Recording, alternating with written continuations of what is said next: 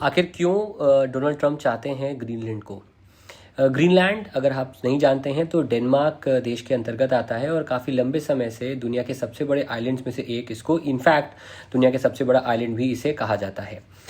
Greenland के बारे में बताएं तो ऐसा नहीं है कि यूएस का प्रेजेंस वहाँ कभी नहीं था। वहाँ पर उनका ऑलरेडी एक डिफेंस का, स्पेस का बेस है और काफ़ी लंबे समय से उनका जो एक कोलैबोरेशन है यूएस के साथ वो होता आया है।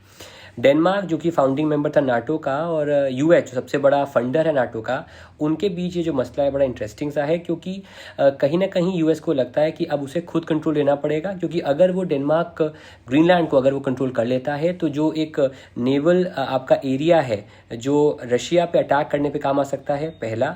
दूसरा, ग्रीनलैंड में रियल एस्टेट की अपार संभावनाएं हैं। तीसरा, ग्रीनलैंड में भरपूर मात्रा में पाए जाते हैं आपके रेयर अर्थ एलिमेंट जो कि इलेक्ट्रिक व्हीकल्स में, डिफेंस टेक्नोलॉजी में इस्तेमाल कर सकते हैं। और मेरे को ऐसा पर्सनली लगता है कि उस रीजन को हथिया कर मिसाइल अटैक आराम से रशिया पर जो यूएस है वो कर पाएगा। तो ये सही रीजंस हैं, और ये तब है जब ट्रंप आपके ऑफेंस पे हैं। वेनेजुएला का प्रेसिडेंट ऑलरेडी उनके कंट्री में बंदी है और वो खुद को आज उन्होंने एक्टिंग प्रेसिडेंट कह दिया। तो इट इज़ बट ऑब्वियस कि बहुत कुछ दिनों के अंदर ही ग्रीनलैंड, कुछ मत कहूँगा कुछ दिनों या कुछ हफ्तों के अंदर ही अगर इस पे एक्शन हुआ तो ग्रीनलैंड यूएस का पार्ट होगा। और अगर ऐसा होता है तो यूएसए दुनिया का दूसरा सबसे बड़ा देश बन जाएगा।